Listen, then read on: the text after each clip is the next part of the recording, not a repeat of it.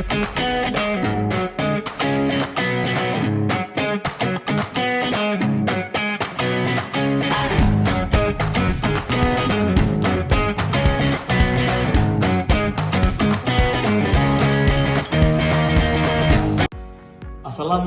warahmatullahi wabarakatuh.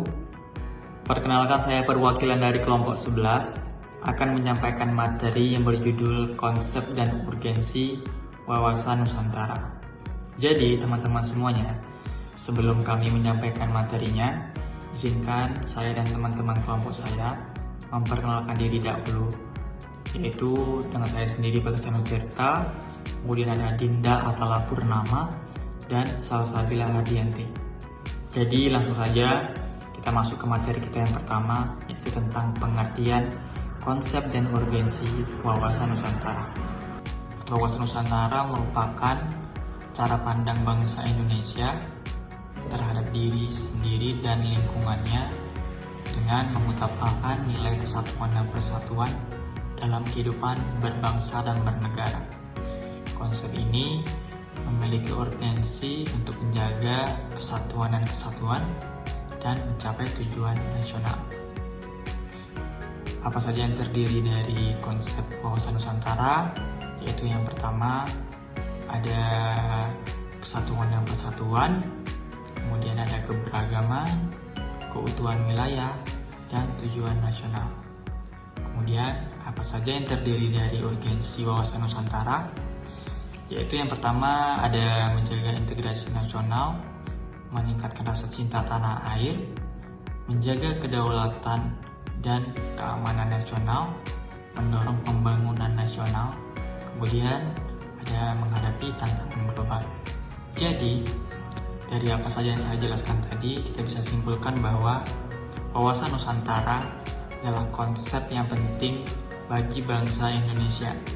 Dengan memahami dan mengimplementasikan wawasan Nusantara, bangsa Indonesia dapat menjaga persatuan dan kesatuan, mencapai tujuan nasional, serta menghadapi tantangan global.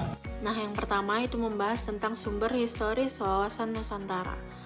Secara historis, wawasan Nusantara berakar pada pandangan mengenai kesatuan wilayah dan persatuan bangsa yang sudah ada sejak lama di Nusantara. Lahirnya konsepsi wawasan Nusantara bermula dari Perdana Menteri Insinyur Haji Juanda Kartawijaya yang pada tanggal 13 Desember 1957 mengeluarkan deklarasi yang selanjutnya dikenal sebagai Deklarasi Juanda. Sumpah Palapa Mahapatih Gajah Mada pada tahun 1336 Masehi. Sumpah ini menjadi rujukan awal semangat penyatuan wilayah-wilayah di Nusantara di bawah kerajaan Majapahit, menunjukkan adanya cita-cita kesatuan geografis dan juga politis. Nah, Deklarasi Juanda ini pada tanggal 13 Desember 1997 itu adalah titik balik paling krusial. Deklarasi Juanda menyatakan bahwa seluruh perairan di sekitar diantara dan yang menghubungkan pulau-pulau Indonesia adalah bagian integral dari wilayah daratan Indonesia dengan lebar laut teritorial 12 mil dihitung dari garis yang menghubungkan titik-titik terluar pulau. Pengakuan internasional perjuangan Indonesia di forum internasional, khususnya melalui Konvensi Perserikatan Bangsa-Bangsa tentang Hukum Laut tahun 1982 berhasil mendapatkan pengakuan dunia terhadap konsep negara kepulauan yang mengukuhkan kedaulatan Indonesia atas seluruh wilayah perairannya. Yang kedua, membahas tentang sumber sosiologis wawasan Nusantara. Nah, secara sosiologis, wawasan Nusantara ini lahir dari kondisi masyarakat Indonesia yang majemuk dan pengalaman kolektif dalam menghadapi penjajahan. Indonesia adalah negara yang sangat beragam dalam suku, agama, ras, bahasa, dan budaya. Wawasan Nusantara menjadi penting untuk menyatukan perbedaan ini dalam bingkai Bhinneka Tunggal Ika. Bangsa Indonesia memiliki pengalaman pahit dipecah belah oleh penjajah melalui politik divide et impera atau pecah belah. Hal ini menumbuhkan kesadaran kolektif akan pentingnya persatuan untuk mencapai kemerdekaan dan menjaga keutuhan bangsa. Semangat persatuan yang tumbuh dari pengalaman sejarah ini, seperti yang diwujudkan dalam Sumpah Pemuda, menjadi fondasi sosial bagi konsep wawasan Nusantara yang menghendaki kesatuan dalam segala aspek kehidupan. Nah, yang ketiga kita akan membahas tentang sumber politis wawasan Nusantara. Kalau secara politis, wawasan Nusantara dikembangkan sebagai konsepsi politik kenegaraan untuk menjamin kelangsungan hidup dan integritas wilayah Indonesia. Konsepsi wawasan Nusantara semakin kuat setelah dimasukkannya ke dalam pasal 25A Undang-Undang Dasar Negara Republik Indonesia tahun 1945 yang menyatakan Negara Kesatuan Republik Indonesia adalah sebuah negara kepulauan yang berciri Nusantara dengan wilayah satu yang batas-batas dan hak-haknya ditetapkan dengan undang-undang. Wawasan Nusantara juga termuat dalam naskah GBHN dari tahun 1973 hingga 1998 yang menjadi pedoman arah pembangunan nasional dan visi bernegara.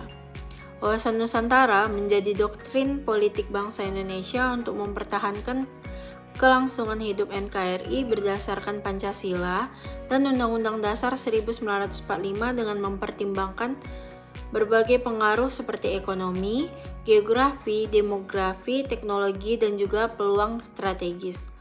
Hal ini mencakup implementasi dalam bidang politik, ekonomi, sosial, budaya, serta pertahanan dan keamanan.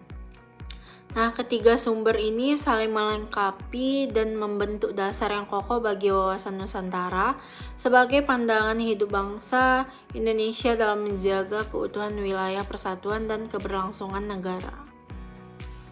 Selanjutnya, saya akan menjelaskan tentang dinamika dan tantangan wawasan Nusantara.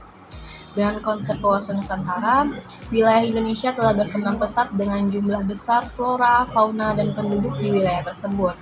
Nah, gagasan wawasan Nusantara juga mengajak semua warga untuk mempertimbangkan luasnya wilayah dan keanekaragamannya secara keseluruhan. Nah, kehidupan politik, ekonomi, sosial budaya, pertahanan, dan keamanan dalam kehidupan negara adalah satu. Wilayah Indonesia yang luas tentu saja merupakan tantangan bagi masyarakat Indonesia. Ini karena area tersebut merupakan ancaman potensial dan sebaliknya memiliki potensi untuk kinerja yang sangat baik dan kemudahan penggunaan. Nah, ada 3 macam tantangan bagi wawasan Nusantara. Yang pertama itu ada pemberdayaan masyarakat. Kondisi nasional atau pembangunan yang tidak merata menyebabkan keterbelakangan yang membahayakan integritas. Penguatan masyarakat sangat dibutuhkan di daerah tertinggal. Keadaan ini menyebabkan kemiskinan dan ketidaksetaraan sosial di masyarakat. Jika situasi ini mempengaruhi orang-orang di daerah yang kurang beruntung, pola pikir, sikap, dan pola tindakan akan berubah karena masyarakat tidak berdaya di habitat mereka. Nah, yang kedua itu ada dunia tanpa batas. Salah satunya itu seperti perkembangan iptek. Perkembangan global saat ini sangat maju dan cepat, didukung oleh pengembangan iptek, terutama di bidang teknologi informasi, komunikasi, dan transformasi. Seolah-olah dunia telah bergabung menjadi desa global. Dunia menjadi transparan tanpa mengambil perbatasan nasional, sehingga dunia menjadi tidak terbatas. Keadaan seperti itu mempengaruhi kehidupan semua aspek kehidupan sosial, nasional, negara, yang dapat mempengaruhi pola pikir, sikap, dan perilaku semua orang Indonesia dalam aspek kehidupan. Yang terakhir, yang ketiga, era baru kapitalisme. Nah, di era baru kapitalisme, sistem ekonomi harus menghasilkan keuntungan dengan melakukan kegiatan yang luas yang mencakup semua aspek kehidupan masyarakat, sehingga diperlukan strategi baru dalam sistem ekonomi, yaitu keseimbangan. Sekian hasil presentasi dari kelompok kami, lebih dan kurang kami mohon maaf. Assalamualaikum warahmatullahi wabarakatuh.